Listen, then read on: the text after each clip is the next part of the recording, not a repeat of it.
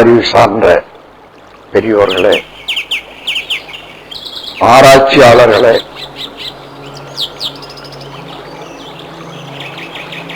தத்துவ ஞானத்தில் வெற்றி கண்டு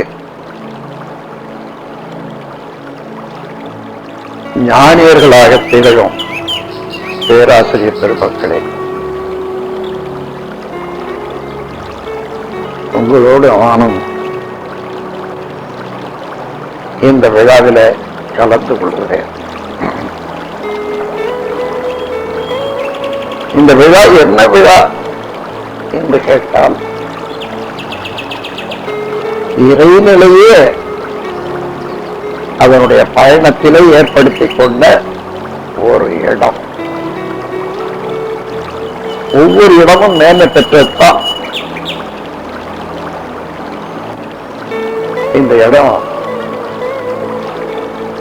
ஒரு மிகச் சிறப்புடையதாக எதிர்காலத்திலே திகழவிருக்கிறது. அன்பர்களே, தத்துவஞானம், விஞ்ஞானம் இரண்டும் இறைநிலையை மனிதனுக்கு உணர்த்துவதற்காக ஒரு முயற்சி தான்.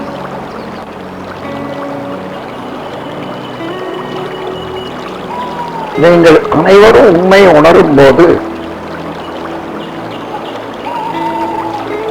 இறைநிலை என்பது ஒரு முழு சரித்திர புத்தகமாக,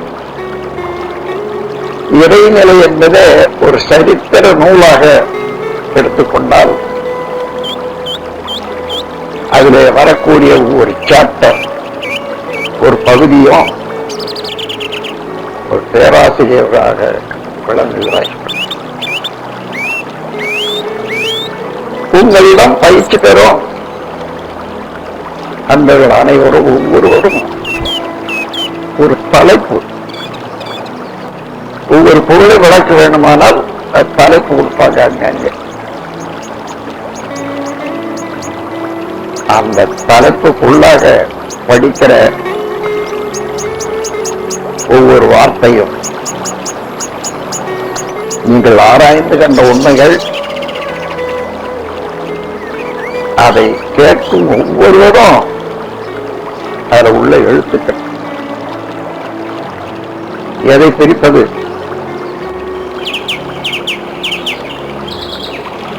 இதுவரையில விஞ்ஞானத்திலும் மெஞ்ஞானத்திலும் எவ்வளவுதான் வளர்ச்சி பெற்று திகழ்ந்து கொண்டிருந்தாலும் ஒரே ஒரு குறைபாடு என்று சொல்ல வேண்டும். குறைபாடு அல்ல, வழியில நின்றிருக்கிறது.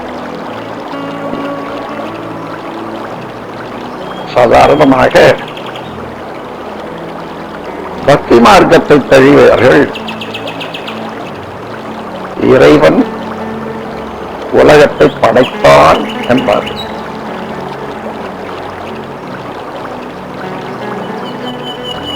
அது ஒரு அளவுல தன்முனைப்பை நீக்கிய, அகம்பாவத்தை நீக்கிய ஒரு வார்த்தை. இறைவன் தான் படைத்தான். ஆனால் நீங்கள் மேலே ஞான மார்க்கத்துக்கு வரும்போது இறைநிலையை நன்றாக உணர்ந்த போது பார்த்தா, இறைநிலைக்கு இந்த உலகத்தை படைக்க வேண்டும் என்று என்ன தேவை? எதை எடுத்து இந்த உலகத்தை படைத்தான் என்றால், அவனுக்கு அப்பால் இன்னொரு பொருள் இருந்தது என்பது அல்லவா?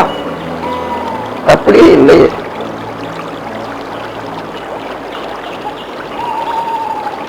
இந்த குறைபாடுகளை எல்லாம் போக்குவதற்கு இன்று முதல் கொண்டு ஒரு கருத்தை உருவாக்கிக் கொள்ளுங்கள். இறைநிலையிலே இருந்து அணு தோன்றி அணுக்கள் கூடி அது வாய்ச்சி இது வாய்ச்சி என்று சொல்வது சரிதான். ஆனாலும் இறைநிலைகளுக்கும் ஒரு கழி இருக்கிறது நம் சங்கத்துல. இறைநிலையே எல்லாருக்கும் தெரியும். இறைநிலையே தன்னிருக்க சூழ்ந்தெழுத்தும் ஆற்றல். அதுவேதான் தன்னிருக்க சூழ்நிறுத்தும் பேராற்றல். அதற்கு பின்னால வந்த கைகள்ல பல இடங்கள்ல கொடுத்திருக்கோம். ஒற்றாயிருப்பு, பேராற்றல், பேரறிவு, காலம் எனும் வளம் 4 ஒன்றிணைந்த பெருவெளியே தெய்வமா. தெய்வம் என்பது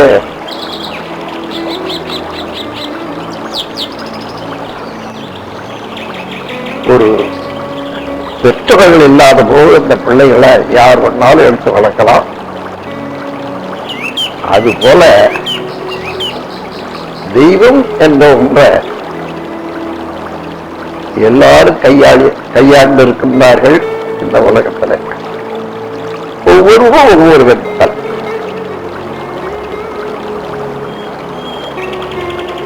இங்கே ஒரு 400 பேர் உட்கார்ந்து இருக்கிறோம். 400 பேரும் தெய்வம் என்ற கருத்துல ஒன்றாக இருக்கிறதா? ஒவ்வொருவருக்கும் ஒவ்வொரு குருவம், ஒவ்வொரு குணம், ஒவ்வொரு தன்மை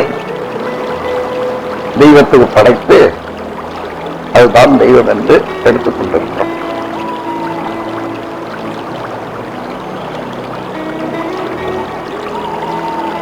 இங்கே மனிதன் வேறுபடுகிறான். ஏனென்றால் தெய்வத்துக்கு உரு கொடுத்து அதற்கு என்னென்ன தன்மைகள் உண்டு என்று சொல்லும் போது அவனுடைய கருத்துத்தான் அங்கே துணிக்கிறது. இதை தாண்டி எல்லாரும் ஒரு உண்மையை உணர வேண்டியது, இயற்கையினுடைய சரித்திரத்திலேயே இது ஒரு நல்ல நாள். இயற்கையில் இருந்து அல்லது தெய்வத்திலிருந்து அது தோன்றியது இது தோன்றியது என்று சொல்ல வேண்டிய அவசியம் இல்லை. தெய்வம்தான் படைத்தது என்ற கருத்தும் தேவையில்லை. படைப்பு என்றால் ஒரு தேவை இருக்க வேண்டும். படைப்பதற்கு ஒரு பொருள் இவனை விட, படைப்பவனை விட வேற இன்னொரு பொருள் இருக்க வேண்டும். அதை எடுத்து படைப்பது. இது விஞ்ஞான அறிவு மிக்க காலத்திலே பொருந்துமா? பொருந்தார். உண்மை என்ன?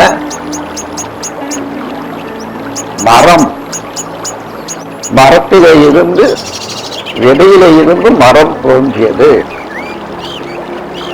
சரிதான். ஆனா விதை என்னாச்சு? மரத்துக்குள்ளதான். மறுபடியும் அந்த ஒரு விதை போல 1000 விதைகளை கொடுக்கிறது.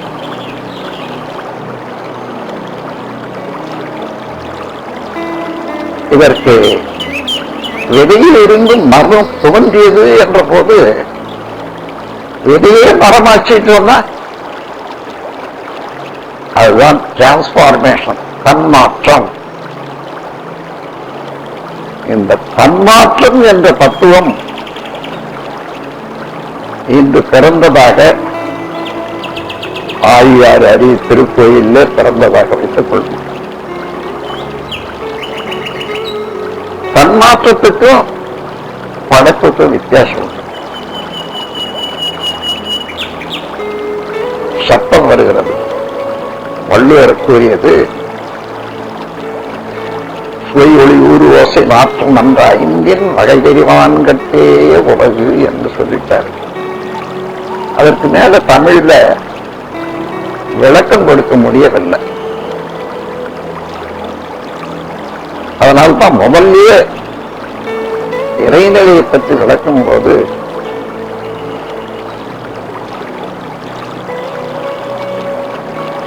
முதல் எழுத்தெல்லாம் ஆதி பகவன் முகற்றிய உலகு என்று சொல்லி முடிச்சுட்டாரு. அதுக்கு மேல விளக்க முடியாது. ஏனென்றால் அங்கிருந்த மொழி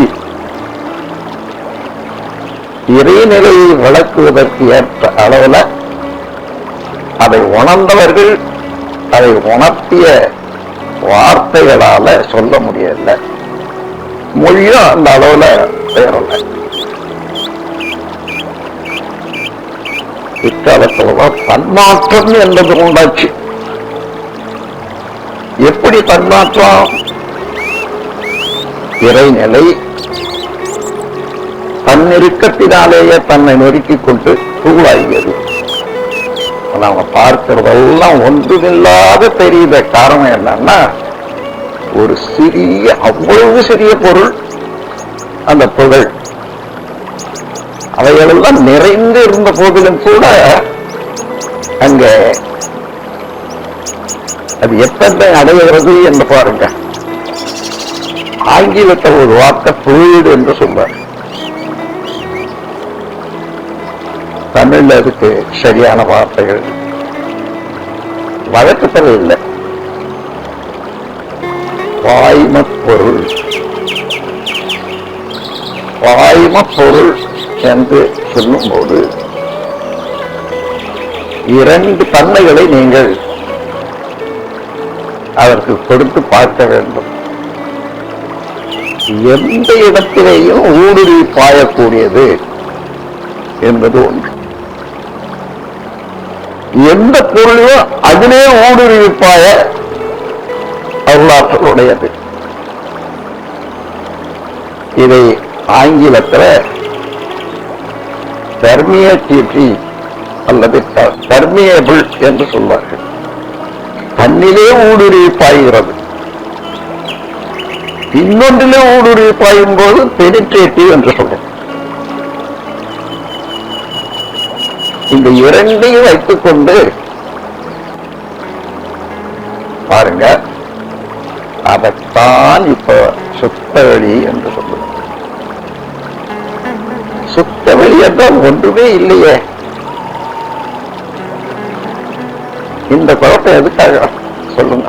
ஏனென்றால் ஒரு பொருளை உணர வேண்டும் என்றால் அதை விட நுண்ணிய நிலையிலே அறிவு நின்றால்தான் அந்த பொருளை உணர முடியும்.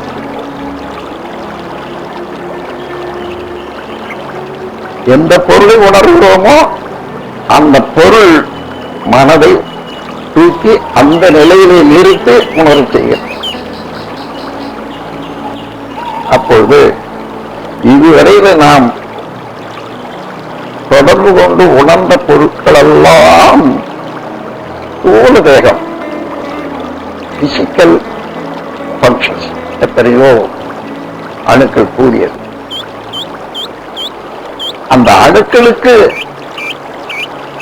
முன்னோர்கள் ஒரு பெயர் கொடுத்திருக்காங்க. அணுக்களுக்கு முன்னதாக அணுக்களை உற்பத்தி செய்த ஒரு மூலப்பொருள் நுண்ணணு என்று தமிழ்ல சொல்லலாம், பரமாணு என்று எல்லா மொழியிலும் சொல்லலாம். பரம் என்ற வார்த்தையை எந்த இடத்துல உபயோகித்தாலும் அதற்கு ஈடு இணை இன்னொன்று இல்லை. அதுதான் பரம். சின்னது பரமாணு. அதே போல பரமபிதா, அதை விட பெருசு சொல்ல முடியாது. அந்த வார்த்தையை கொண்டு பரம அணு என்று சொல்லியிருக்கின்றார்கள். அப்போ நாம் பார்க்கக்கூடிய சுத்தவழி அந்த பரமாணுக்கள் நிறைந்த ஒரு கடல் தான். கடலை பார்க்கிறோம், நீர் இருக்கிறது என்று உணர்கிறோம். நீர் என்பது என்ன? விண்ணினுடைய விண் என்ற துகள்கள் ஒன்று சேர்ந்த கூட்டுதான். அப்போ தண்ணீரை பார்க்கிறோம், அதற்கு மேலாக ஆராய்ச்சி செய்யும் போது விண்துகள்கள் ஒன்றிணைந்ததுதான் தண்ணீர். அதை விட நுணுகி போற போதுதான் தண்ணீர் என்பது ஒரு துகள். என்ன துகள்? விண் என்ற துகள். அதே போல விண் என்ற கூட்டு ஒரு கொழுப்பு.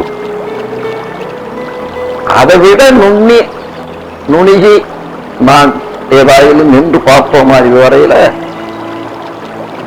இல்லை. அதனால அந்த நுண்துகளாகிய பரமாணு கண்ணுக்கு தெரியாது. அந்த பரமாணுக்கள் என்பது பரமே இயக்கத்துக்கு வந்த போது அது துகளாக, ஏன் பரம் என்ற ஒரு இரையாற்றலினுடைய செயல் என்ன?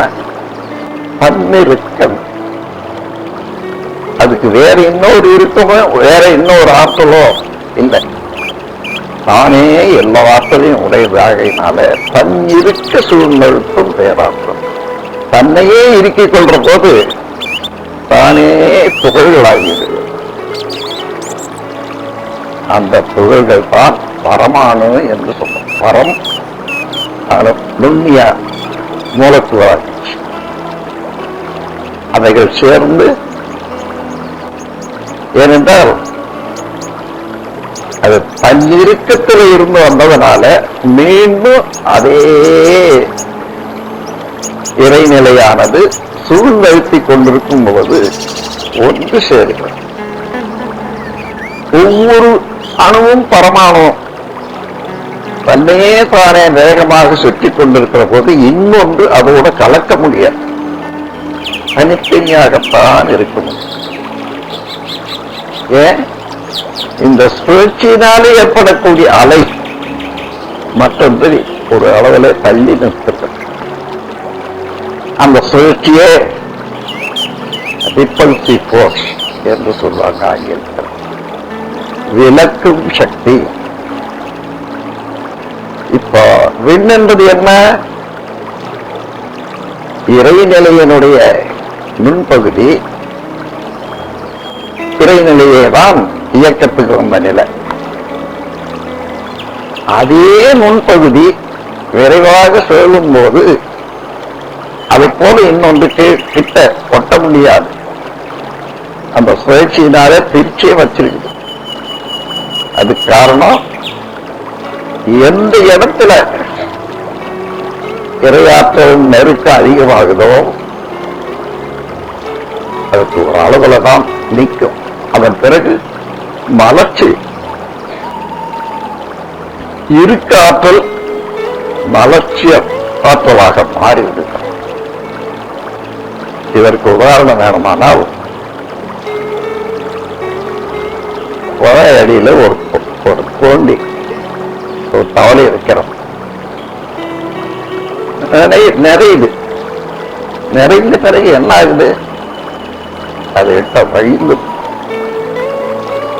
அதே போல இரையாற்றல் எவ்வளவு எல்லையற்றது. எல்லையற்ற ஆற்றலுக்கு பன்னிருக்கம் இருக்கிறது என்று சொன்னால் அவ்வளவு இருக்கம் எங்க போகும்? தனக்குள்ளாகவே தன்னையே நொறுக்கிக் கொள்ளுகிறது.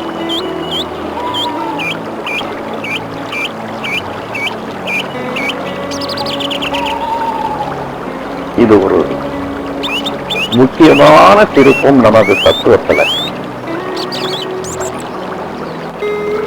பரமா விண்ணில் இருந்துதான் இறைநிலையிலிருந்து விண் தோன்றியது. விண்ணில் கூட்டுதான் பிரபஞ்சம். இது விஞ்ஞானிகளும் சொல்றாங்க, விஞ்ஞானிகளும் சொல்றாங்க. ஆனா விண்ணுக்கும் இறைநிலைக்கு இடையிலே உள்ள இந்த விண்துகளை பற்றி தெரிந்து கொள்ள முடியவில்லை. ஏனென்றால் விஞ்ஞான கருவிகள் தொலைநோக்கி கிட்ட பார்க்க ஒன்று 1000 மடங்கு பெருசாக காட்டக்கூடிய தூரம் பார்வையும் உண்டு, கிட்ட பார்வையும் உண்டு. அந்த விஞ்ஞான கருவிகளுக்கெல்லாம் இந்த நுண்துகள் எட்டவில்லை. எட்டவில்லை என்பதனால நாம் இல்லை என்று சொல்றோம். இது எப்படின்னா, நிலவிய புயலாம் கரைஞ்சு போதா மறைஞ்சு போதா கிடையாது. நிலவு எப்பவும் அப்படியேதான் முழு நிலவும் இருக்கிறது. சூரியன் எந்த பக்கம் காய்கிறதோ அந்த அளவுக்கு அந்த சூரியனை மறைக்குது பாருங்க, அது வரையில அந்த நிலவு இருளாக நமக்கு தெரிகிறது. அங்கிருந்து வரக்கூடிய வெளிச்சம் எந்த எந்த ஓரத்துல இருந்து தொடங்குதோ அது இளம்பிறை என்று சொல்லும். இன்னும் கொஞ்சம் கொஞ்சமா அதிகரிக்க நிலவு வளருகிறது என்று சொல்லும். இங்கே நாம் என்ன தெரிஞ்சு கொள்ளணும்னா, நிலவு மறைவதும் இல்லை, வளர்வதும் இல்லை. சூரியனுடைய வெளிச்சம் எந்த அளவுல அங்க படுகிறதோ நாம் எந்த கோணத்தில் நின்று பார்க்கிறோமோ, உதாரணமாக அமாவாசை என்று எடுத்துக் கொள்வோம். சூரியன் பின்னால் இருக்கிறது, அதுக்கு முன்னாடி நிலவு இருக்கிறது. ஏன்னா பூமியை ஒட்டி நிலவு கொடுக்கிறது. அப்ப சூரிய வெளிச்சம் முழுவதும் அந்த பக்கம் இருக்கு. அதனால நிலவு தெரியல, நிலவு இருட்டதா இருக்கும். கொஞ்சம் ஒரு 10 நாள் 3 நாள் 4 நாள் ஆனா கொஞ்சம் விலகி வரல. விலகி வரும்போது சூரிய வெளிச்சம் எந்த பக்கம் படுகிறதோ அந்த பக்கம் அறிவாள் போல தெரியும். இதைத்தான் அபிராமி அந்தாதி என்ற ஒரு நூலை பெரிய புதிராக இருந்தது. அமாவாசையில ஒரு மகான் பாடிக்கொண்டிருக்கிறார் நிலவனுடைய பெருமையை பற்றி, முழு நிலவனுடைய பெருமை பற்றி. அரசன் ஊர்வலம் வர்றான். இன்றைக்கு அமாவாசையாச்ச, நிலவு இல்லையே, வெளிச்சத்தை அதாவது முழு நிலவை பற்றி பாடியிருக்கிறாங்க. இந்த மாதிரி தவறான பாடல்கள் ஒரு மகான் வாயிலிருந்து வரலாமா? பொழுதுபடியா அவனை போட்டு சிறைச்சாலையில போட்டு விடுங்க, விசாரிச்சான். அந்த சமயத்துல என்ன காரணம்னா, இதுதான் காரணம். அமாவாசையில வெளிச்சம் இல்லை, நிலவு இல்லை. நிலவு பற்றி பார்க்கணும், அது பொய். அப்ப என்னுடைய உண்மையை தெரிந்து கொண்ட அவருடைய சிஷ்யன் ஒருவன், ஐயா நீங்க போக வேண்டியதில்லை, நான் போய் அதுக்குள்ள. அப்ப சொல்றான்,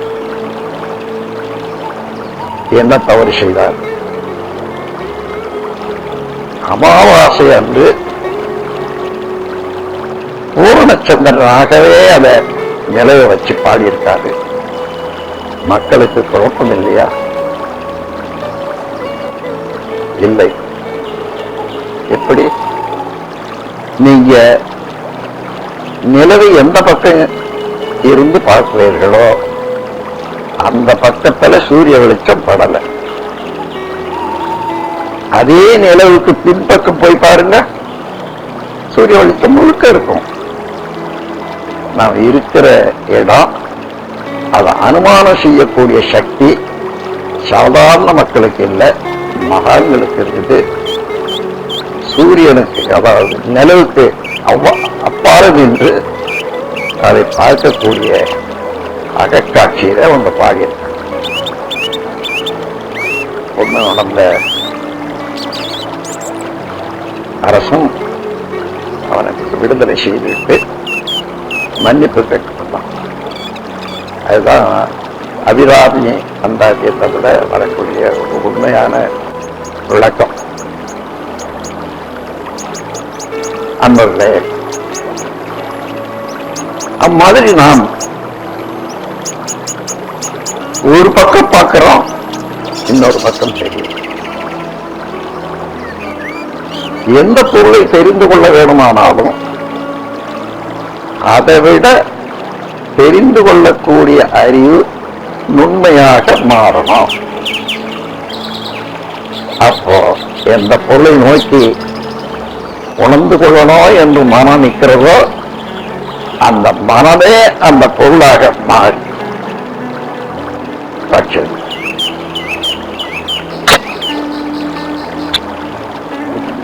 இந்த இரண்டு ஆக்ஷன் எப்படி வருதுன்னா, இறையாற்றலினுடைய செயல் எல்லாவற்றையும் சுருக்கி விடுவது தன்னிருத்தம். அதனுடைய இருக்கு அதிகமான இடத்துல அணுவாகி சொல்ற போது அது வெளியிருக்கு. விளக்கு ஆற்றல், இருக்கு ஆற்றல், அதுவேதான் விளக்கு ஆற்றலாக மாறுகிறது. இந்த ரெண்டு தான் பிரபஞ்சம். விளக்கு ஆற்றலினுடைய பெருமையை தான் நம்ம பார்க்கணும். இருக்கு ஆற்றலினுடைய பெருமை பார்க்க முடியாது. அதை வள்ளுவர் குரல்ல ஒரு இடத்துல பார்க்கலாம். பிறப்பு ஒக்கம் எவ்வுயிர், சிறப்பு ஒவ்வா செய்தொழில் ஏற்றம் ஞானம். பிறப்பு என்பது மூல நிலை. அது எல்லா உயிருக்கும் எல்லாருக்கும் ஒண்ணுதான். ஆனா அதிலிருந்து தோன்றிய அலைகள் வெவ்வேறு விதமான இயக்கங்கள்ல இருக்கிறதுனால அந்த சிறப்பு ஒவ்வொன்றும் ஒவ்வொரு சிறப்புடையதாக இருக்குது. அது ஒன்றோடு ஒன்று ஒத்து போகாது. பிறப்பு ஒக்க எவ்வுயிருக்கும், சிறப்பு ஒவ்வா செய்தொழில் வேற்றுமையால். ஒரு தம்பதிகளுக்கு 4 குழந்தைகள் பிறக்கிறாங்க. 4 பிள்ளைகள் சொல்ல வச்சுங்க. ஒருத்த மெடிக்கல் படிக்கிறான், இன்னொருத்த என்ஜினியரிங் படிக்கிறான், இன்னொருத்த வேற ஏதோ ஒரு கலையில போறான், ஒருத்த விவசாயம் செய்யறான். இப்ப யாருன்னு கேட்டா இன்னார் பிள்ளைன்னு சொல்ற. தொழில் எதுன்னு கேட்டா ஒரு இன்ஜினியர். பிறப்பை ஒட்டி பார்க்கிற போது ஒரே இடம் தான். அவன் சிறப்பு ஒட்டி பார்க்கிற போது இவன் வேற அவன் வேற. இதைத்தான் வள்ளுவர் சொல்றார், சிறப்புக்கும் எவ்வுயிர். எங்கிருந்து எல்லாம் தோன்றுகிறதோ அது ஒண்ணுதான். அந்த தோன்றுகிற பொருள்லாம் அசையும் வேகத்துல அலையும் வேகத்துல வெவ்வேறு சிறப்பு அடையுது. அது ஒவ்வாது.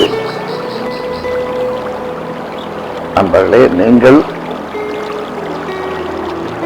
இன்று போல் கொண்டு இந்த பிரபஞ்சத்தை பார்க்கிற போது ஒரு உண்மை நிலைக்கு வர வேணும். நாம் பார்க்கிற பிரபஞ்சம் சிறப்பா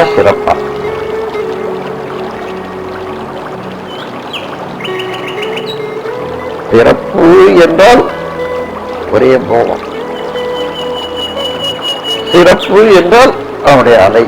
உதாரணமாக கடல்ல அலையை பார்க்கிறோம். ஆராயுங்க, அலை என்றால் என்ன? நீரின் அசைவு நிலைதான் அலை. அப்போ அந்த அசைவு என்ற அலையை நிறுத்திட்டதாக அல்லது நின்று போனதாக வச்சுக்க. அப்போ அந்த அலைக்கு உள்ள என்ன இருக்குது? அந்த அலையில என்ன இருக்கும்? நீர் தான் மிச்சம். இப்ப எல்லா அலைகளுக்கும் நீர் உட்பொருளாக இருக்கிறது. அலை என்பது அதனுடைய சிறப்பு. இதே போன்று பிரபஞ்சம் முழுவதும் நிரம்பி இருக்கக்கூடிய கடலாக உள்ள சுத்தவெளி அதனுடைய அலைகள் மூலமாக சூழப்பட்டு எண்ணும் போது அதைத்தான் காந்தம் என்று சொல்றோம். காந்தம் என்பது உயிர் நிலத்தில் இருக்கிற போது ஜீவகாந்தம். பிரபஞ்சம் முழுவதும் இருக்கத்தானே வேணும். இறைநிலையும் அதன் அலையும் இதுதான் காந்தம் என்றால் எந்த இடத்துல காந்தம் இல்லை, எல்லா இடத்திலும் அந்த காந்தம் என்ற அலைய அதனுடைய அலையை நிறுத்தி கொண்டா என்ன ஆகும்? இறைநிலை தான், கடல் தான். அதே போல நம்முடைய மனம் நம்முடைய ஜீவகாந்த அலையின் மூலமாக இயங்கிக்கொண்டு ஜீவகாந்தம் என்பது எப்பொழுது உற்பத்தியாகிக் கொண்டே இருக்கக்கூடிய சுழற்சி வேகம். இதனுடைய மையப்பகுதி தான் கருமையம் என்று சொல்றோம். இந்த கருமைய உண்மையை தெரிந்து கொண்டால்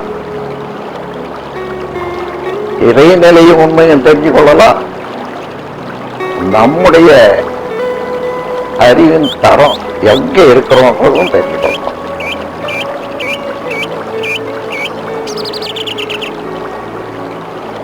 இறைநிலையில சைபர் போட்டு ஒன்றும் இல்லை, இயக்கமே. அதாவது ஃப்ரீக்வன்சி என்று சொல்வார்கள். ஃப்ரீக்வன்சின்னா அலை என்பது ஓடும்போது எங்குமே இறைநிலை நிரம்பி இருப்பதனால அது சூழ்ந்தெழுப்பு ஆற்றல் உடையதுனால எல்லா அலைகளையும் தடுக்கும், ஓடாது. ஆனா தடுக்கிறது மாத்திரம் இல்லை, இருக்கும். அப்ப தடுப்பு இருப்பு இருக்கும், இரண்டு சேர்ந்து வளையும். எந்த அலையும் நேரடியா போகவே முடியாது, வளையும். அந்த வளையத்துக்கு காரணம் என்ன? இறைநிலை எங்கு இருப்பதனால அது தடுத்து சுழற்சி. அப்போ நம்முடைய மனம் எப்போதுமே அந்த சுழற்சி இயக்கத்தில் எவ்வளவுக்கு எவ்வளவு வேகமாக சுழல்கிறதோ அந்த அளவு இறைநிலையிலிருந்து வேறுபட்டதாக சிறப்பு நிலை அடைகிறது. இப்போ இந்த பிரபஞ்சமே இயக்கத்தில் இருக்கு. இது வந்த வழிய உணர்வுதான் தத்துவமும் விஞ்ஞானம். அப்படி உணர்ந்து கொண்டே போனா முடிவில் என்ன? விஞ்ஞானிகள் உணர்றது கிராவிட்டி என்ற வார்த்தையினால மூலப்பட்டான். விஞ்ஞானிகள் உணர்வது தெய்வம் அல்லது பிரம்மம் என்ற வார்த்தையின் மூலமாக அங்கதான் போய் சேர்றாங்க. ஆனா இந்த ரெண்டு பேருக்குள்ள என்னன்னா ஒற்றுமை கிடையாது. அவன் கிராவிட்டின்ற பிரம்மம் என்றால வேற வேற வச்சுக்க. அவன் கிராவிட்டி என்று எதை சொல்றானோ அதைத்தான் இவன் பிரம்மம் என்றான். மொழி வேறுபாடு. அன்பர்களே, அந்த கிராவிட்டியில இருந்து அல்லது பிரம்மத்தில இருந்து அவனுடைய சூழ்நிறுத்தத்தினாலே அணு தோன்றி அணுக்கள் கூடி பல வகையான தோற்றங்களாகி பிரபஞ்சமாக இருக்கிறது என்று சொல்லும் போது சிறப்பு என்ற ரெண்டு வார்த்தை உண்டாகும். இப்போ திருப்பி கவனிங்க, எது சிறப்பாக இருக்கிறது? சிறப்பு எதுவோ, எது உள்ளதோ, கிராவிட்டி என்பதோ அல்லது பிரம்மம் என்பதோ, அதுவே இன்னொன்றாக மாறிக்கொண்டிருக்கிறது. இதை பரிணாமம் என்ற வார்த்தையினாலே இதுவரையில நாம் எடுத்துக்கொண்டோம். இப்ப அதற்கு இன்னும் ஒரு வார்த்தை நாம் காலத்தால கொடுக்க வேண்டியது, டிரான்ஸ்பார்மேஷன், தன்மாற்றம். எந்த பொருள் தன்மாற்றம் அடைந்து கொண்டே இருக்கிறது. ஏனென்றால் பேராற்றல், பேரறிவு, காலம், காலம் என்ற அதிர்வு நான்கு உடையதாக இருப்பதனாலே இறைவழி அந்த இறைவழி எத்தகையது என்பதை இப்போ கவனிச்சு பாருங்க. Highly transparent mighty divine fluid. Highly transparent ஊடுருவி எந்த பொருளும் பாய விடுவது, பாயத்தக்கது எந்த பொருளிலோ, அதே போல தன்னிலே எந்த பொருளையும் பாய விடுவது. அதுல ஆங்கிலத்தில் 2 வார்த்தை, பெனிட்ரேட்டிவ் ஊடுருவுதல், பெர்மியபிள் எது ஊடுருவினாலும் அதற்கு இடம் கொடுத்தல்.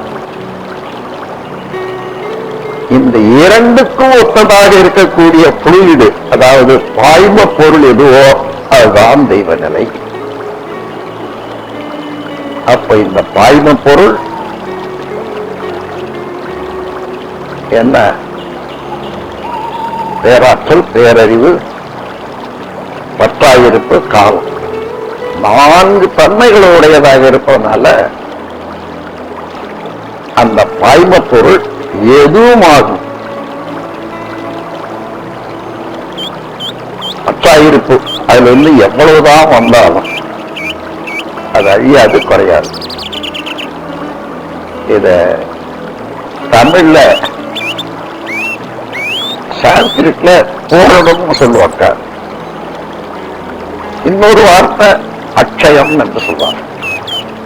க்ஷயம்னா குறைஞ்சு போகுது, அட்சயம் போட்டுட்டா குறையாது, எதிர்பார. அதே போல தமிழ்லையும் நாம் அட்சயம் என்று சொல்றோம். அட்சய பாத்திரம்னா எவ்வளவு போட்டாலும் எவ்வளவு எடுத்தாலும் குறையாதுன்னு சொல்றோம்.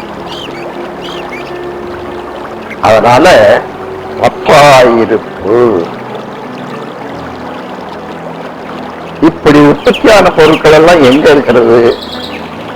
அதே ஆற்றல்ல நிறந்து உருண்டு இயங்கிக் கொண்டிருக்க, அவ்வளவையும் தாங்கிக் கொண்டிருக்க. எவ்வளவு?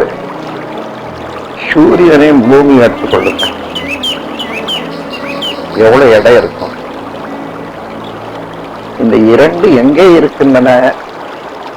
சுத்த வெளியில மிதந்து உருண்டு ஓடிக்கொண்டே இருக்கின்றன. எது வலி உடையது? சூரியனும் பூமியும் வலி உடையதா?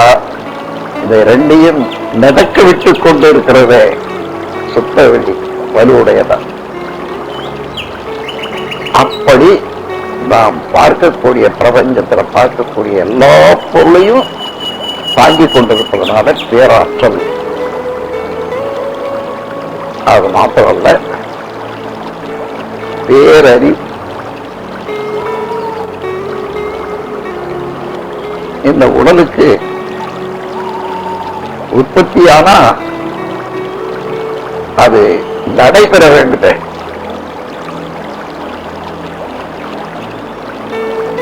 அந்த உற்பத்திக்கு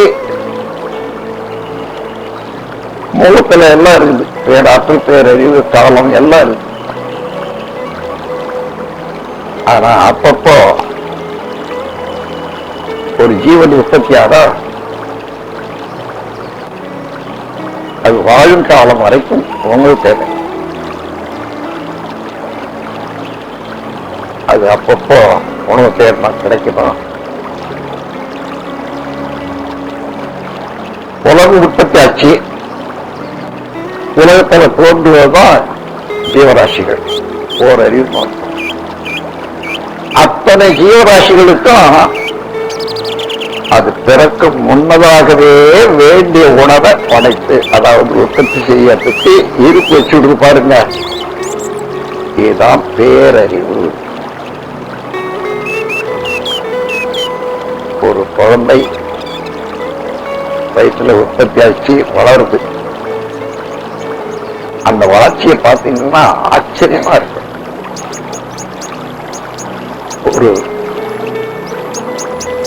ஒரு மாதத்தலை நீளமாகவும் 15 நாளைக்கு மேல மொத்த வடிவமாகவும், ஒரு மாதத்தலை தலை முதுகு உற்பத்தியும், 2வது மாதத்துல கை கால் உற்பத்தியும், 4வது மாதத்துல மூக்கு, 5வது மாதத்துல காது, 6வது மாதத்துல நகம் எலும்பு, 7வது மாதத்துல எல்லா உறுப்புகள் உற்பத்தி ஆச்சு. ஒன்றின் பின் ஒன்றாக ஒவ்வொரு கருவியும் உற்பத்தி செய்யறது வேறு எங்கேயாவது இருந்து செய்தா வருமா? இங்கேதான் அவனே அதுவாகிறான். எந்த இயற்கையை இதுவரையில பிரம்மம் என்று சொன்னமோ, கிராவிட்டி என்று சொன்னமோ, அதில் இருக்கக்கூடிய பொட்டன்சியல் இருப்பு ஆற்றல் அது தானாகவே மலர்ந்து அந்தந்த இடத்துல அந்தந்த இயக்கத்துக்கு என்ன வேணுமோ அது வந்துகிட்டே இருக்கு.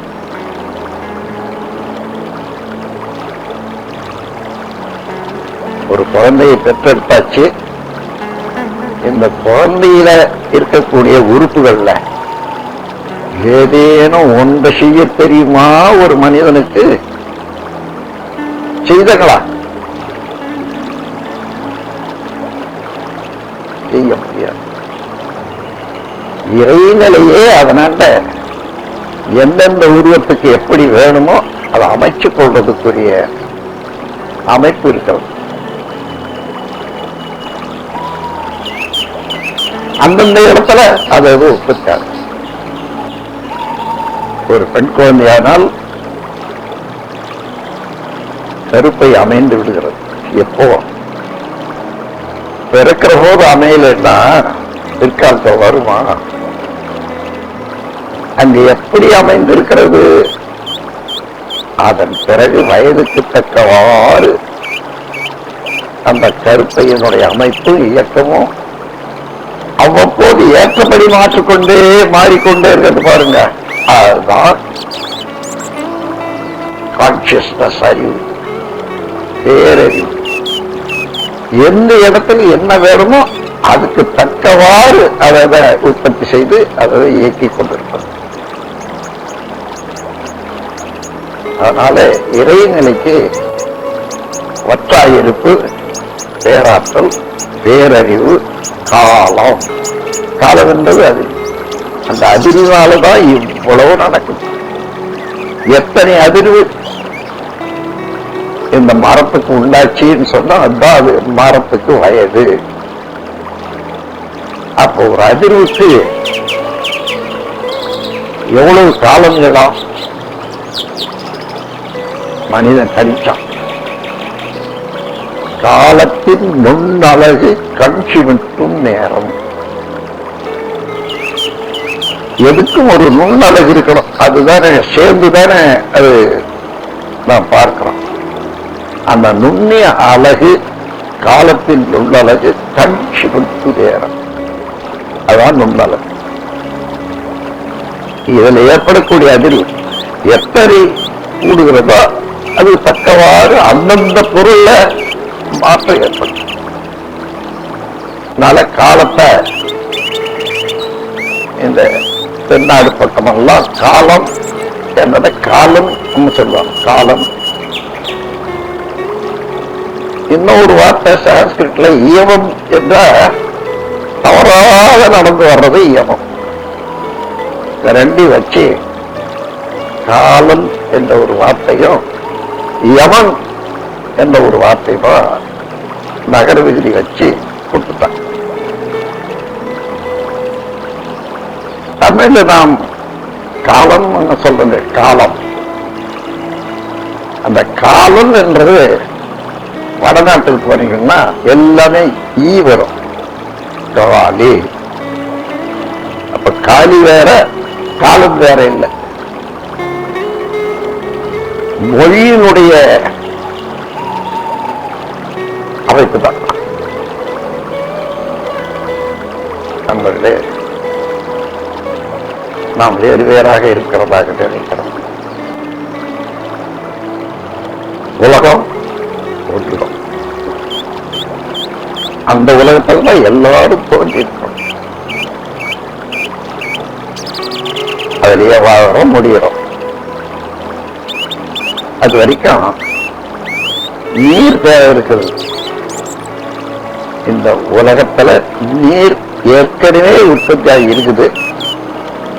அந்த நீர் தான் சூரியனால ஆவியாக்கப்பட்டு ஒரே இடத்துல பொய்தான் ஆவியானாதான் உலகம் முழுவதும் பரவ முடியும்.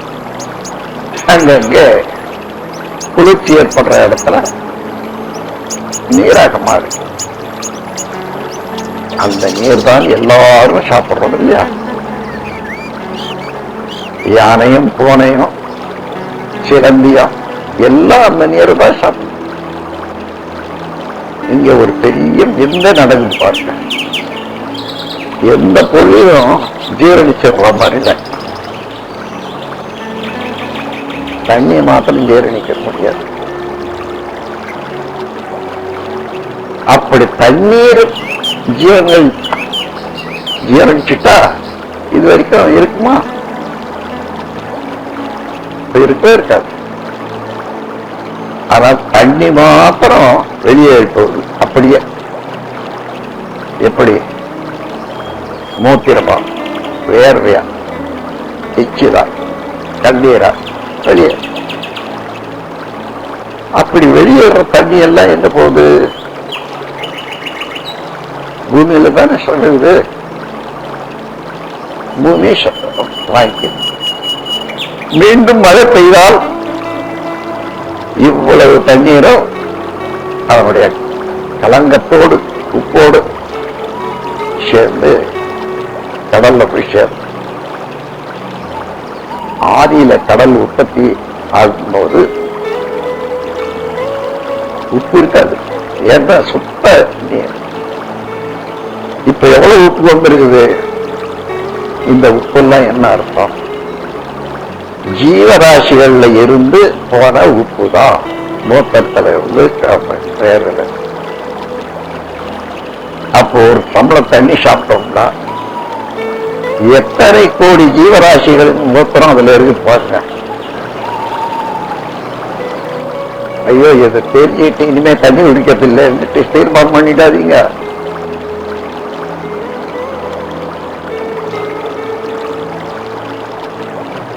இதே போல காற்று எடுத்துக்கொள்ளுங்க. 2 காற்றா இருக்குது. உலகம் முழுவதும் ஒரே காற்று தான். அததான் நான் வாங்குறேன் விடுறேன், நீங்க வாங்குறீங்க விடுறீங்க. நீங்க இது அங்கேயும் ஒன்னாதான் இருக்கும். ஒரே காற்று சுவாசிக்கும். தீர்ந்தப்படாத விட்ட காற்று இதுல கலந்து போயிருக்கிறது. இதை நான் பிடிப்பாக்க சொல்ல முடியாது. இது மாத்திரம் இல்ல, இன்னொன்று பாருங்க. காலையில இருந்து மாலை வரைக்கும் நமக்கு 100 பொருட்கள் தேவையா இருக்கு. அவ்வளவு எத்தனை நாம் உற்பத்தி பண்றோம்? உற்பத்தி செய்ய தெரியும். உலகம் முழுவதும் அன்றைக்குள்ள சமுதாயம் உழைப்பினால உற்பத்தி செய்த பொருட்கள் எல்லாம் குவிந்து பரவி எல்லாருக்கும் வருது. அப்போ ஒவ்வொருவரும் எப்படி வாழறோம்னா அன்று உள்ள ஒரு சமுதாயம் முழுவதும் சேர்ந்துத்தான் ஒவ்வொரு மனிதனும் வாழ வைக்கிறது. அப்போ நாமும் அந்த சமுதாயத்துக்கு திருப்பி செய்யணும் இல்லையா? அதனால ஏதேனும் நம்முடைய உழைப்பை இந்த சமுதாய நன்மைக்காக கொடுக்கும். ஏன்னால்தான் பிறருக்காகவே உழைப்பவன் தான் மனிதன் என்று சொல்லுவார்கள். தெரியாதையோ பிறருக்காகத்தான் நம்ம உழைக்கிறோம். என்ன உழைப்பு நாம எடுத்தாலும் அது சமுதாயத்துக்கு தான் போகும். நீங்க ஒரு விவசாயியா இருக்கலாம், 100 மூட்டை நெல் அறுத்தீங்க, என்ன பண்றீங்க? 4 மூட்டை வருஷத்துக்கு வேண்டியதா இருந்தா எடுத்து வச்சுட்டு மிச்சமெல்லாம் கொடுத்துடுறீங்க. ஒரு குடும்பத்துல 4 பெண்கள் பிறக்கிறாங்க, என்ன செய்யறோம்? 4 வீட்டுக்கு போயிடுறாங்க. இது என்ன? அதான் பொது உடம்பு. ஒரே உலகம், ஒரே வாழ்க்கை. இதுல மத்தியில வந்தது வியாபாரத்தின் மூலமாக தெரிய அந்த ஜாதி இந்த ஜாதி இப்படி எல்லாம் தெரியும். இவையெல்லாம் இன்னும் மனிதன் விடுபட்டு வந்தானே ஆனால் உலகம் எப்படி இருக்கோ, இன்னும் எத்தனை விதமான சீர்திருத்தங்கள் உலகத்துக்கு தேவை இருக்குது என்றதை உணர்த்தா போரில்லா நல்லுலகம் என்று தொடங்கும் பாட்டு. முதல்லயே ஒருத்தர் பாடினாங்க, 2வது இந்த ஒருத்தர் அதையே பாடினாங்க. நீங்க எல்லாருமே அதை வரப்படுத்தி வச்சுக்க வேண்டியதான். உலகத்துக்கு என்ன தேவை இருக்குதுன்றதுக்காக இவ்வளவு தெரிய போச்ச. ஒவ்வொரு நாட்டுக்கு ஒரு ஆட்சி இனத்துக்கு அரசியல் தனியா தேவை. எல்லா நாடுகளுடைய பார்டர்ஸ், எல்லைக்கோடுகள் எல்லாம் எடுத்துட்டு யார் வேணும்னாலும் எங்க வேணாலும் போகலாம். ஒரு எல்லைக்குள்ளாக உள்ள மக்களிடம் இன்னொருத்தர் வந்து அதை பறிக்காத இருக்கிறதுக்கு மாத்திரம்தான் பார்த்துக்கணும் சொன்னா, அதுக்குதான் உலகம் முழுவதும் சேர்ந்த ஐக்கிய நாடு சபைன்னு ஒண்ணு இருக்குது. அதுல ஜெனரல் அசம்பிளி இன்னும் செக்யூரிட்டி கவுன்சில் இன்னும் 2 சபை. ஜெனரல் அசம்பிளி எல்லாவற்றையும் விவாதிக்கிறதுக்கு ஒரு இடம். செக்யூரிட்டி கவுன்சில் என்னன்னா இருட்டு பசங்கள்லாம் சேர்ந்து பங்கு போட்டுக்கிறாங்க ராத்திரில. அதான் இந்த உலகத்துல இன்னைக்கு ஐக்கிய நாடு சபையை சேர்ந்தது 180 நாடுகளுக்கும் 5 நாடுகள் தான் ஆர்ம்ஸ் சப்ளை, யுத்த தளவாடங்கள். இந்த 5 நாடுகளை பற்றிய வண்டவாளம் எல்லாம் நான் தெரிஞ்சுட்டு வந்தேன். வண்டவாளம்னா என்னமோன்னு நினைக்காதீங்க, அது மொழியில மாறி வந்துருக்கு. வேண்டல் வளம். வேண்டல்னா குறைவு, வளம் என்றால் நிறைவு. ஒருத்தரை ஒருத்தர் தெரிஞ்சுக்கிற போதும் அவனுக்கு என்ன வேணும், அவன் என்ன இருக்கணும் அது தெரிஞ்சு கொள்ளணும். அதுக்காக அவனுடைய வண்டவாளம் எனக்கு தெரியும்னு சொல்லுவான். இந்த வண்டவாளம் வேண்டல் வளம் என்ற வார்த்தை வண்டவாளமா மாறுறதுக்கு எவ்வளவு காலம் இருக்கு? காலத்துல மறைஞ்சு போச்சு. உண்மையான அர்த்தம் மறைஞ்சே போச்சு. நண்பர்களே, இப்படி எல்லாம் நாம் சீர்திருத்தி பார்க்கிற போது மனிதனாக பிறந்தோம், எல்லா மக்களும் ஒன்றுதான். ஒவ்வொரு நாட்டுக்கும் ஒரு கான்ஸ்டிடியூஷன், மனிதனுக்கு என்ன தேவை என்றதை வகுக்கிறதுக்கு கான்ஸ்டிடியூஷன் சொல்லுவாங்க. தேவைதானா? எல்லா பேரறிஞர் பலக்கூடிய உலகம், எல்லாம் சேர்ந்து பதிலுக்கு என்ன தேவைன்னுட்டு ஒரே கான்ஸ்டியூஷன் போகுது. அங்க உள்ள 10 பேரு அதை இதை வச்சு அதே நடத்தலாம். இந்த கான்ஸ்டியூஷன் வேற வேற வேற இருக்க வேண்டியதே இல்லை. இருக்கிறதால்தான் அதிகாரம் ஆட்சி எல்லாம் வேணும். அதுல என்ன வியாபாரத்தை தோல்வியுற்ற திருட்டு பசங்கள் எல்லாம் கட்சியில அந்த அரசியலுக்கு தான் வருவாங்க. ஏன்னா முதல் இல்லாத வேலை.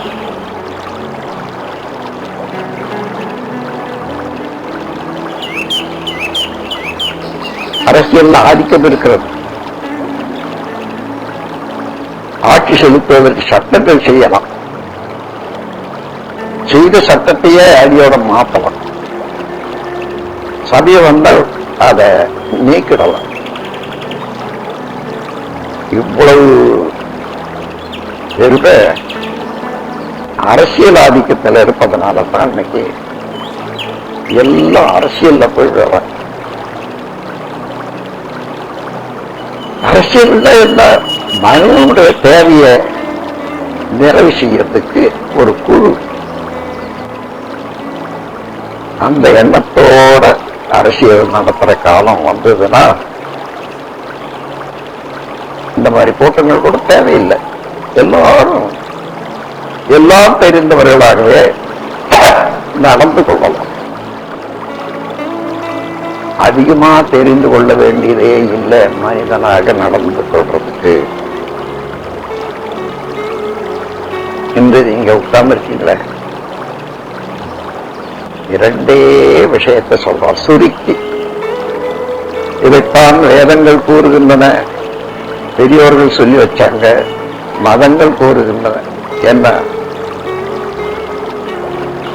எந்த வகையிலேயும் பிற உடலுக்கும் மனதுக்கும் துன்பம் தராதே, துன்பப்படும் உயிர்களுக்கு உன்னாலான உதவியை செய்ய தயாராக இருக்கும். இந்த 2 போதும். எந்த நாட்டுக்கு இது பொருந்தாது, எந்த காலத்துக்கு பொருந்தாது பாருங்க. இது 5 ஒழுக்க பண்பாட்டுல 5 ஒழுக்கத்தையும் சுருக்கி இன்னும் 2 ஒழுக்கமாக அதிகமாக நீங்க தத்துவம் தெரிஞ்சுக்கணும், விஞ்ஞானம் தெரிஞ்சுக்கணும்னு தேவையே இல்லை. யாருக்கும் மனதுக்கும் உடலுக்கும் துன்பம் தரமாட்டேன், துன்பப்படும் ஜீவன்களுக்கு என்னாலான உதவி செய்வேன். இது யார் செய்ய முடியாது சொல்லுங்க?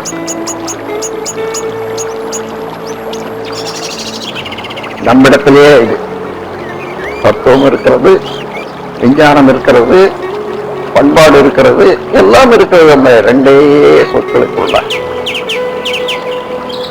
இப்படி சுருங்கி இருக்கக்கூடிய தத்துவத்தையும் விஞ்ஞானத்தையும் வாழ்க்கையும் சிக்கலாக்கி வச்சிருக்காங்க. சிக்கல்னா ஒரு அன்னையார் துணி தச்சிட்டு இருக்காங்க, நூல் கண்டு இருக்கு, அதுக்குள்ள ஏதோ பால் பொங்கிட போகுதுன்னு உள்ள போய் பார்க்கறாங்க. 2.5 வயசு பிள்ளை இதை பார்க்குது. அந்த நூல் கண்டு எடுத்து அப்படிதான் செய்யும். எல்லாம் உரி ஒன்னாய் வச்சுப்போம். அம்மா வந்து பாக்குறாங்க, முனை எங்க இருக்குது, அடி எங்க இருக்குதுன்னு தெரியல. வெட்டி வெட்டி வெட்டி வெட்டி அப்புறம் முடி போட்டு வைக்கிறாங்க. அந்த இடத்துல தான் இருக்கிறப்போ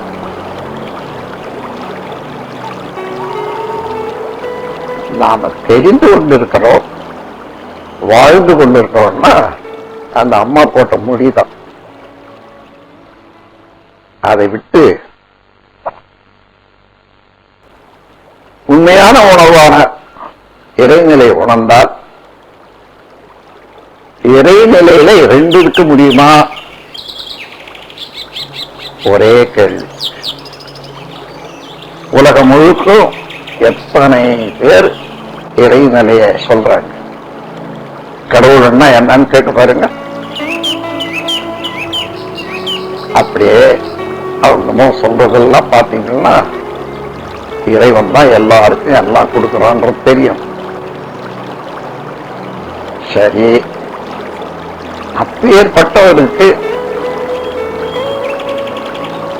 பணத்தை கொடுத்து, அதாவது அதுக்கு ஒரு சட்டபூர்வமான தொகை கொடுத்து மயிர் கொடுக்கணுமான்னு நினைச்சு பாத்தீங்களா? எப்போ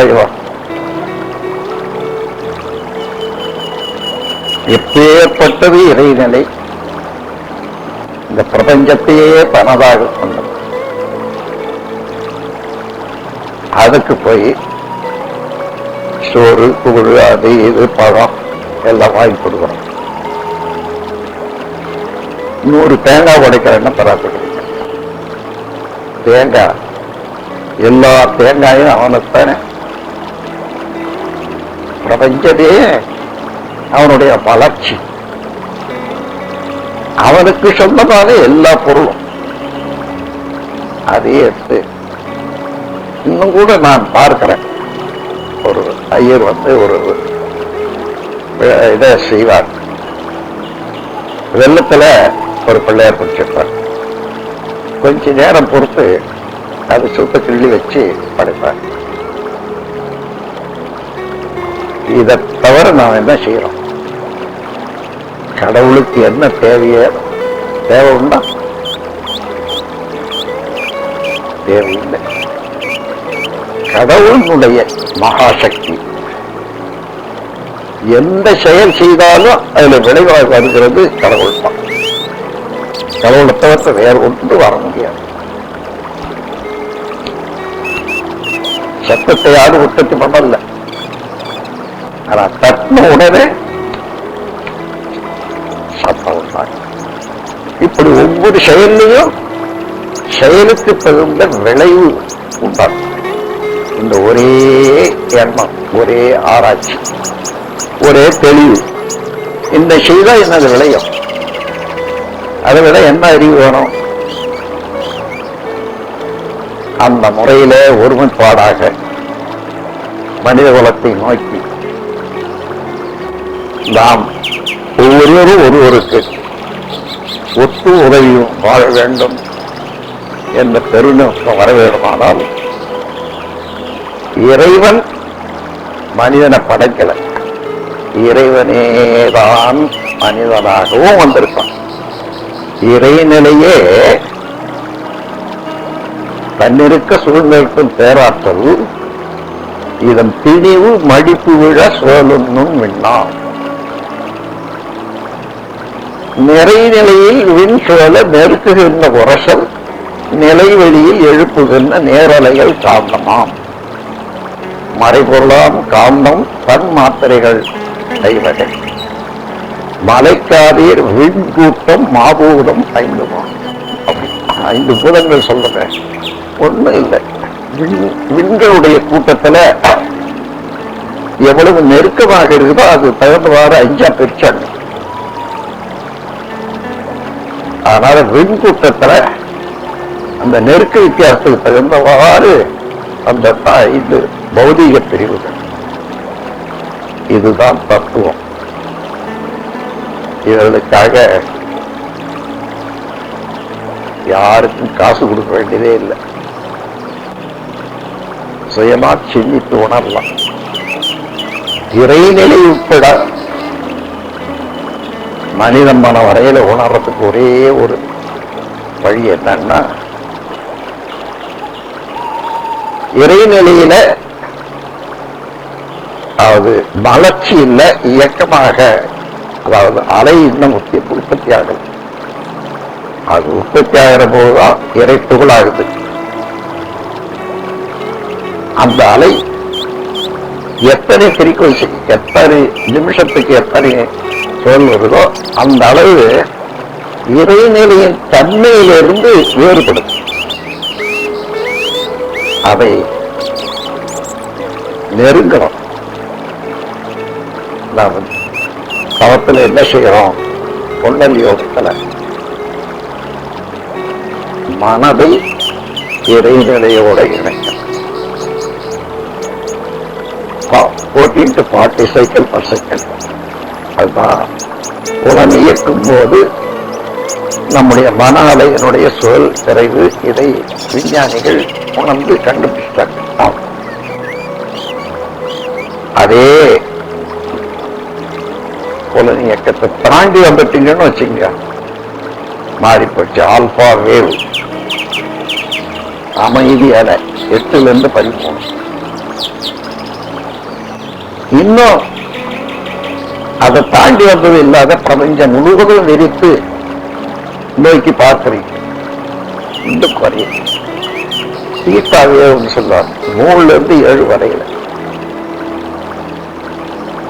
எல்லாம் போச்சு. இறைநிலையே நினைக்கிறீங்கன்னு வச்சுங்க, அந்த ஆதி நிலையிலே வருது அறிவும். 1 to 3 டெல்டா வேவ். இது சாதாரணமா நோயாளிகளுக்கு இந்த உலகத்தை விட்டு போனோம்னா மத்தியில ஒரு நிலை வருது இல்ல, கோமா ஸ்டேட். அப்ப போனா 1 to 3 வரைக்கும் தான் இருக்கும். மனம் இயங்கி எந்த நினைவும் கொண்டு வராது.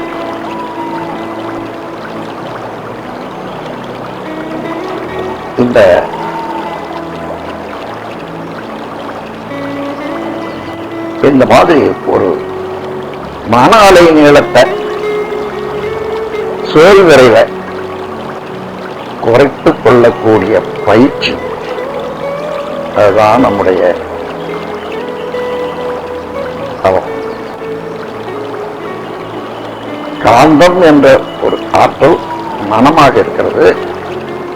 அந்த அலை எத்தனையோ பொருட்களை பார்த்து பார்த்து பார்த்து அதே போல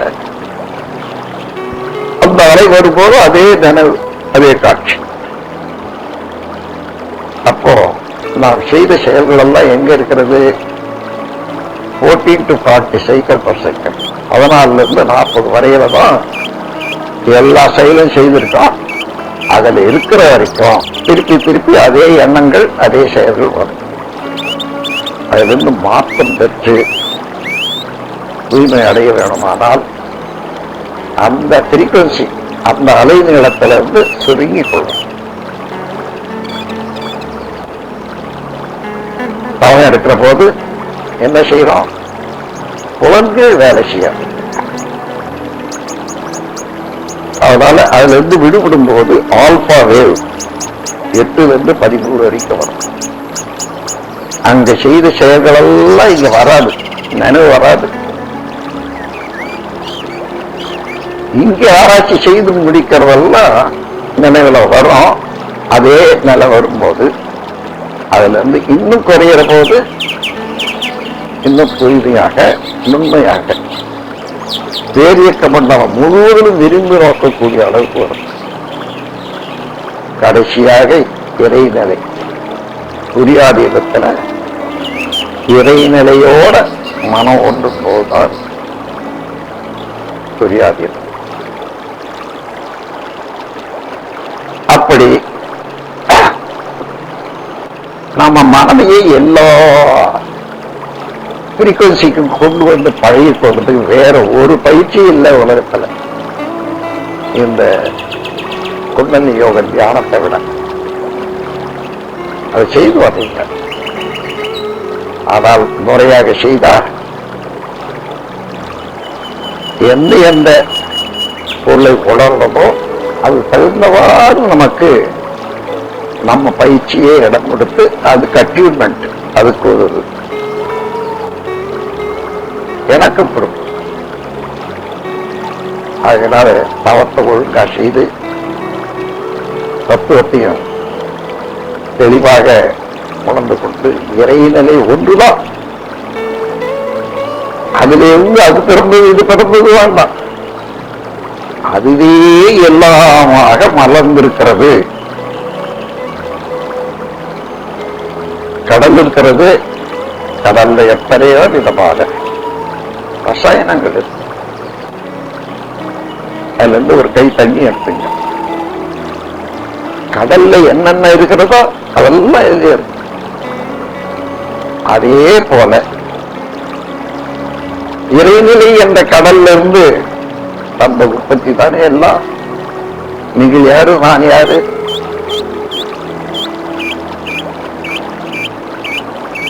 ஒரே கடலின் துளியத்தான். எத்தனை வித்தியாசம் பாராட்டும். பழக்கத்தினாலே, அறியாதனாலே. இறைநிலைதான் எல்லாமாக இருக்கிறது என்ற உண்மை உணவாததுதான். அப்படி உணர்வதற்கு உரிய ஊக்கம் கொடுப்பதற்காகவும், ஏற்கனவே அந்த ஊக்கம் வந்தவர்கள் தெளிந்து கொள்வதற்காகவும் எடுத்த முயற்சிதான் இந்த கூட்டம். அன்றர்களை இந்து போல் கொண்டு கடவுள் படைத்தான் என்று வேண்டாம். கடவுளே எல்லாமாக இருக்கிறான். இதற்கு என்ன பேரு? டிரான்ஸ்பார்மேஷன். படைத்தான் என்றால் அது உற்பத்தி. அந்த பொருள் வேறு, இந்த பொருள் வேறாக இருக்கும். ஆனால் டிரான்ஸ்பார்மேஷன் என்பது ஆறு தன்மாற்றம். தனியா தமிழில் உள்ள வார்த்தை தன்மாற்றம். தன்மாற்றத்தை அடைந்து கொண்டே இருக்கிறது. நேற்று எது வரைக்கும் வளர்ந்தோம், இன்றைக்கு என்னென்ன தெரிய கொண்டோ அதை சேர்ந்து வச்சு தன்மாற்றம். ஒவ்வொருவரும் அந்த மாற்றத்தில் தான் இருக்கும். இதுவரையில இறைநிலையாக மாறுற வரைக்கும்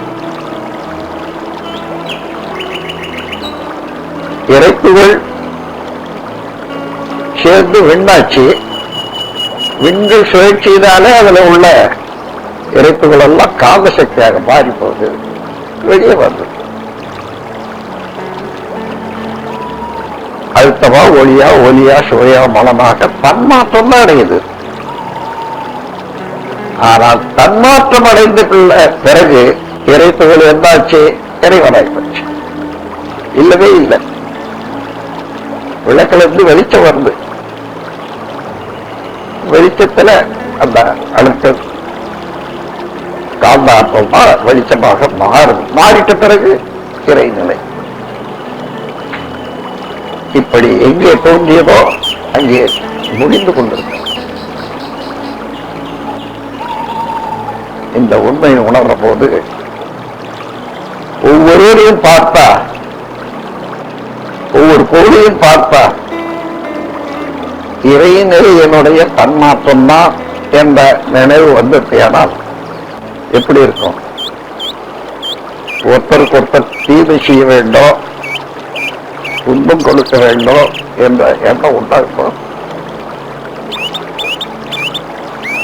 ஆகையினால அறிவின் முழுமை பெறும்போது அற உணர்வு தானாக வரும். அறம் என்றால் பிறருக்கு துன்பம் செய்யாமல் இருப்பது, ஈதல் இசைப்பட வாழ்தல், உதவி செய்தல், மற்ற உயிர்களுக்கு, வாழும் உயிர்களுக்கு துன்பம் இல்லாத, எதிர்ப்பு இல்லாத இருக்கும்.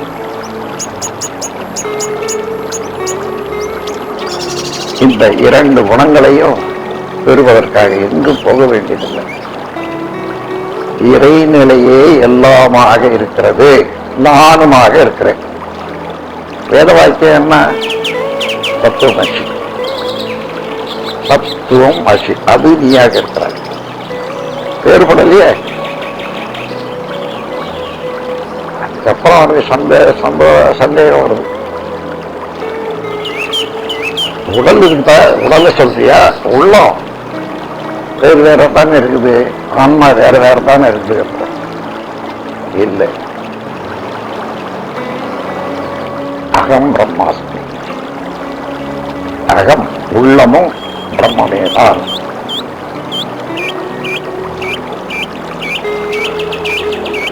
சரி, அப்படியானா இந்த ஆன்மா எத்தனையோ உருவம் எடுத்து இங்க வந்துருக்குது. இது எது? அயமாத்மம் பிரம்மம். இப்ப இருக்கக்கூடிய ஆன்மா கூட பிரம்மம் தான். ஏன்னா வளர்ச்சி, தன்மாற்றம். இதே பிரம்மம் அவ்வப்போது இருக்கிற இடத்துக்கு தகுந்தவாறு எண்ணங்கள் வேற வேற வந்திருக்குது இல்லையா, அதுவும் பிரம்மம் தான். பிரஜானம் பிரம்மம். 4 வார்த்தை ஒரே ஒரு பொருளை தான் உணரும்.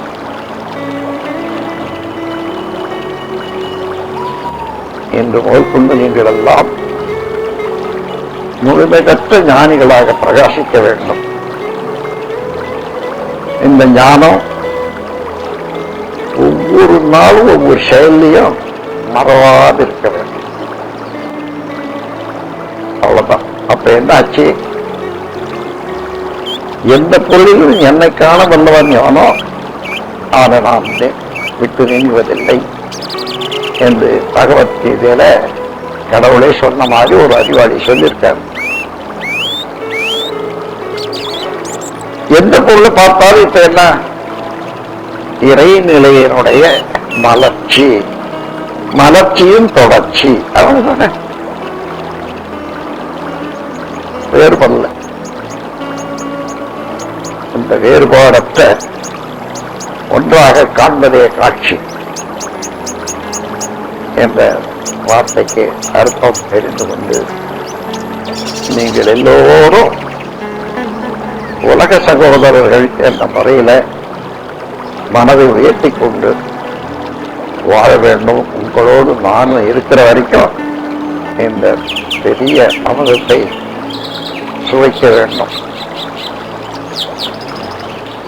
வாழ்க வையகம், எல்லோரும் இன்புற்று வாழ்க. வாழ்க வளமுடன், வாழ்க வளமுடன், வாழ்க. ஓம் சாந்தி சாந்தி.